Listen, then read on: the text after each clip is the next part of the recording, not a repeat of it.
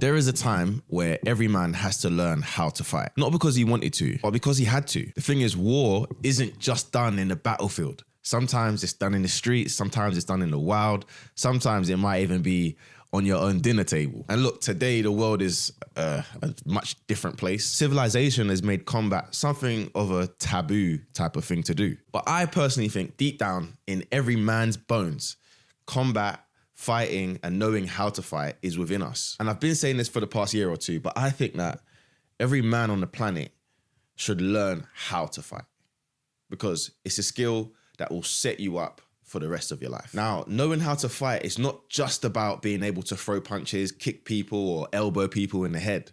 It's not even about hurting someone. And I think that's where most people get things wrong. They're too busy watching the UFC or brutal knockouts on YouTube. But what makes learning to fight so important is that you're able to know that you have total command over yourself in moments of chaos.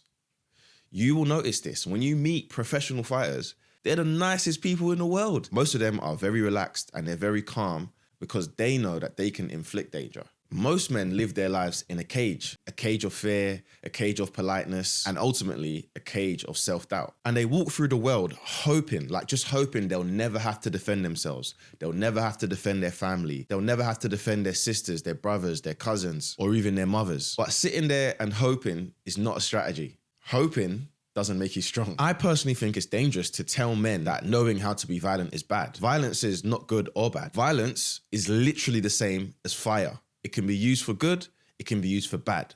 It can burn down houses, it can create an amazing meal that keeps you full.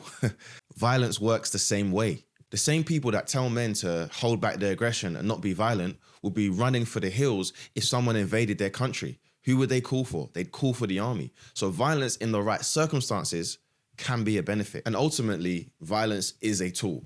The difference is the person who wields that tool. And the men who can't fight, they're at the mercy of those who can. So ultimately, fighting is not about being on the streets or in a cage. It's about sharpening that warrior inside of you as a man. And if we want to get philosophical, just look at history. All the great figures, Alexander the Great, Bruce Lee, Japanese samurai, they knew something that men of today have forgotten. A man who does not train for battle becomes a man who cannot handle life. Because ultimately, life is a fight. Every single day, we're fighting to get better at something. And we can't deny that. That is a reality. And the first time you step into a fight, your body is going to betray you. You're going to be short of breath. You're going to be scared. You're going to flinch. Everything takes place in that fight. I'm telling you, as soon as you get punched in the face and you don't die, you realize that, you are a lot stronger than you think you are. Most guys will never reach that moment in their lives because they spend the majority of their lives living in fear. But a guy who's put himself through the fire, they do things a little bit differently. They don't let the fear bog them down.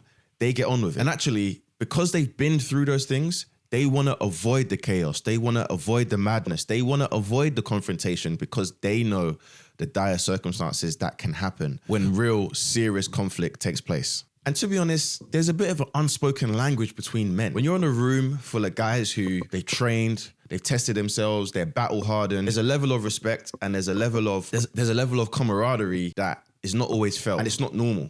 And it's not common amongst other people. But when you're around people that you know they are trained killers, like I said, the respect is unspoken.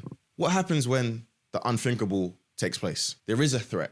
Someone immediately trying to threaten you, your family, your sisters, your brothers, your kids, your wife. When you have the confidence that you know you can handle yourself, you put yourself in a dominant position, which, of course, I always say to people, when you're never looking for trouble, but when trouble finds you, you need to know that you have the fortitude to handle it, deal with it, and be successful in that occasion. It don't matter how much money you got. It don't matter about the watch on your wrist or the car you drive in moments like that. Only thing that matters at that stage is courage, the skill that you've developed, and the ability to face fear right in its face. And at some point as a guy, as a man, you will be tested in your life. It might not be today, it might not be tomorrow, it might not even be next year, but at some point you will be tested. And when you learn how to fight, you overcome that test, or you're at least prepared as best as possible to ace that test. It might be a fight in a cold alleyway. It might be a challenge in business or at work. It might even be a war. But when that test comes, you ain't gonna have time to prepare for it. You're only gonna have what you've built at this stage.